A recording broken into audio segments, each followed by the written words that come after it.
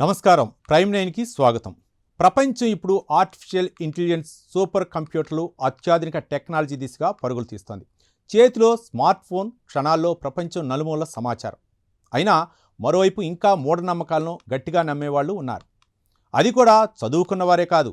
కోర్టులో న్యాయం కోసం వచ్చిన ఓ మహిళ చేసిన పని ఇప్పుడు దేశవ్యాప్తంగా చర్చనీయాంశంగా మారింది. ఈ విచిత్ర ఘటన కర్ణాటక రాష్ట్రంలోని చిక్కబళ్ళాపూర్లో వెలుగులోకి వచ్చింది. పోలీసులు తెలిపిన వివరాల ప్రకారం 65 ఏళ్ల మంజుల అనే మహిళకు సంబంధించిన ఒక సివిల్ కేసు స్థానిక ఫస్ట్ అడిషనల్ సివిల్ జడ్జి కోర్టులో విచారణ జరిగింది. అయితే ఈ కేసులో ఎలాగైనా తనకే అనుకూలంగా తీర్పు రావాలని ఆమె ఒక విచిత్ర నిర్ణయం తీసుకుంది. కొన్ని రోజుల క్రితం ఎవరూ గమనించిన సమయంలో కోర్టు హాల్లోకి వెళ్లిన మంజుల మహిళా న్యాయమూర్తి కూర్చునే సీటుపై తెల్ల ఆవాలు చల్లింది. అలా చేస్తే తన కేసులో అనుకూల తీర్పు వస్తుందని, చేతబడితో కోర్టు తీర్పును ప్రభావితం చేయొచ్చని ఆమె నమ్మింది. కానీ ఆమె ఊహించని విషయం ఒక్కటుంది. కోర్టు హాల్లో అమర్చిన సీసీటీవీ కెమెరాలు ఆమె చేసిన ప్రతి చర్యను రికార్డు చేశాయి. సీసీటీవీ ఫుటేజ్ చూసిన కోర్టు సిబ్బంది ఒక్కసారిగా షాక్ గురయ్యారు. వెంటనే కోర్టు చీఫ్ అడ్మినిస్ట్రేటివ్ ఆఫీసర్ స్థానిక పోలీసులకు లిఖితపూర్వకంగా ఫిర్యాదు చేశారు.